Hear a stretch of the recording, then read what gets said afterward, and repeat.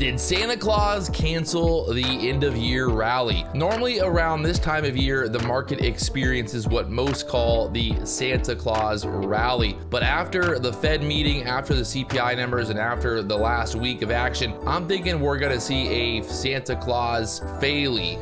What's the difference between a rally? Either way, the overall market at a key area. You can take a look at the chart here and talk about the action that's coming up this week, what you can expect in the market, the key levels, and all that fun stuff right here in this video. So make sure you stay tuned.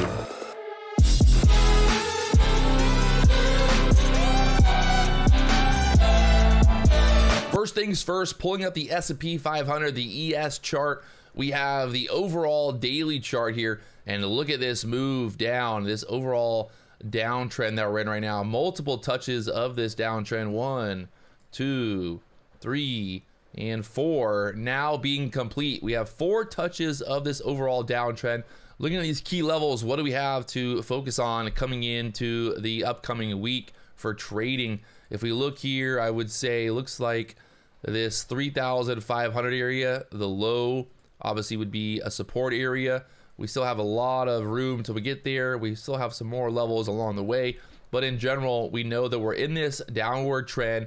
The low back there in October was 3,560 area, and well, the idea actually a little bit lower than that, but like 3,500 being the low. After that, kind of looking at 3,225 down there, and then I've seen some people talking about this 3,000 level being a target for 2023, beginning of 2023. Now, that's obviously a big move down to think about for this week, but right now, I would say the overall momentum, overall flow in the market is bearish to the downside. Now that I say that, the market will probably rally to the moon on Monday, but in general, if we look at the structure of what's been going on recently here on the daily chart, this is when that CPI number came out. CPI number came out, it had a quick spike up there. We actually got stuck there earlier in the week in December, beginning of December, got stuck at that trend line, pulled back, went to break through it, got denied. We were holding this overall trend to the upside on this leg up, and we broke through that now, so we're heading lower. We closed Friday below the trend, below this overall upside trend, to try to push up there to that overall downward trend that we've been experiencing this year since that's beginning of 2022. So the end of 2023, we are closing down here at the lows right now, 3,879 being the close on Friday. If we look at the levels that we have here in terms of support, I would say we have this 3,750 area being support. I would definitely think that this is going to get tested. You can see this big candle right here on the daily chart. You had a huge candle up, but not much in terms of consolidation or really support in this area. So if we break through, I think 3,800, it'll be a pretty quick move down here to the 3,750. And then after the 750s, you've got this move down here to the 550s. And just kind of thinking out loud here in terms of move down, I mean, that's a 3% move to the downside to get down there to the 3,750 area. And then after that, if we wanted to go from here to here, I mean, that's only an 8% downside. So you think 5 days in the week here, you do 2% a day to the downside, maybe a 3% move to the downside here. So we get this first move right here the next few days, get a 3% move the next 2 days to the downside here. And then after that, just another, and then after that, it'll be just another 3 or 4% move down from there. So I'm thinking this area right here, 3,750 is definitely going to be a good target this week.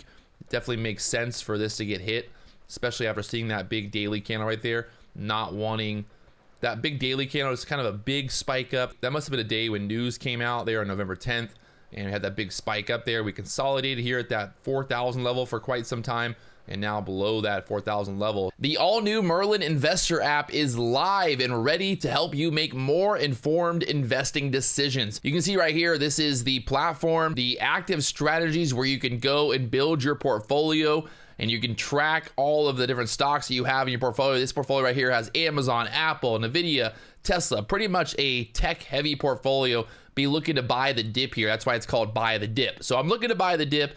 I get a total breakdown on everything, got the auto manufacturers, internet, and all that. So giving us a ton of information right away. The Merlin Investor app has a huge library of widgets and information for tracking your portfolio, to gauging the different assets and going through and kind of really dialing in and looking at the advantages that you have based on the stocks and the assets that you have in your portfolio and your strategy. Another really cool feature is the inspiration tab here, and I can pull up all the info on Apple that's coming out today in terms of the news feed. I can go down here as well and look at Reddit, which is kind of cool if I want to do research on whatever stock I have in my portfolio. Let's say I only want to look at Bitcoin. I can see all of the threads on Reddit based on Bitcoin today and get more news to the crypto feed. And I can add more widgets there as well. If I'm looking to see what's going on in the market today, I can go here and look at the variable change on the day. Let's pull up today, like Apple was down, Home Depot. If I click on Home Depot here, it's gonna pull up all these different metrics and data as well. We get technical indicators, we get the YouTube feed, we get all this information right at your fingertips on the Merlin Investor app. So if you're looking to get an edge in today's market, data is king,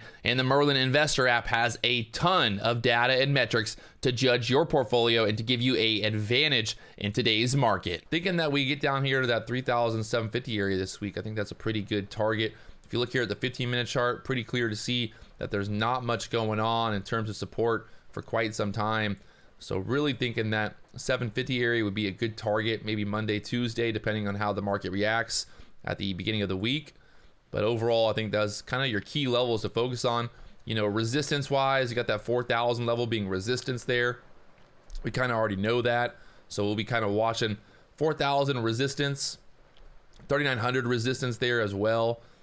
A couple things going on. 3,900, 4,000 resistance, that 3,750 area kind of being a target to the downside here. I think that looks very doable, especially in the way that we're moving right now, just going down, down, down. And that would put us like right down here to that 3,750 area if we continue this move lower here. So that's kind of my take on it right now, thinking the market is going to want to pull back here lower into the end of the year. We got about one more week, and then we got Christmas, and you got New Year's. Normally that week between Christmas and New Year's is slow, but you know, anything can happen in this market today, and it just takes a little bit of momentum and a little bit of action, and things can get selling here. So right now, these are definitely the levels to focus on, that 750 area. I'm thinking the market will touch that area this week. Kind of my game plan. I might actually end up buying some puts. Thinking the market go lower this week. We'll see. You never know. But right now, kind of the overall idea as we hit that downward trend on the daily chart. And now we're basically inside of this channel to the downside here. In terms of numbers this week, nothing going on Monday really for the US. We do have some decent numbers on Tuesday, being housing starts and building permits. And then on Wednesday, we're going to have consumer confidence, existing home sales. And then on Thursday, you have GDP coming out there as well. So the GDP will be a big number, and the consumer confidence number on Wednesday. So Wednesday, Thursday being big number days. And then after that, we're going to be heading into the holiday weekend. A decent amount of data coming out this week. Also some stuff going on with Bank of Japan and the overall world. We're heading into the holiday weekend. We'll see what happens. I think the GDP numbers on Thursday will be a big mover, a big move on Wednesday as well with consumer confidence. So looking for Tuesday being the first round of numbers with the permits, and then Wednesday being big numbers in the morning, and then Thursday being big numbers with GDP, and then also on Friday numbers. So it should be a very volatile week. There's a very good chance that we see this 3,750 area. Just stay in the moment, my friends. Don't fight the trend. If the market wants to go lower, play the flow. Trade with the flow. Market flow trader. That's the idea, right? We want to be trading with the flow and not fighting the flow. Remember, you can easily swim against the current. But if the market wants to go lower, let it go lower. Jump in short. Look for opportunities. We'll be live every morning this week at 9:15 a.m. trading the action live. So if you guys haven't already tuned in, make sure you do that. I'll see you guys tomorrow morning, 9:15 a.m. Eastern. Let's go.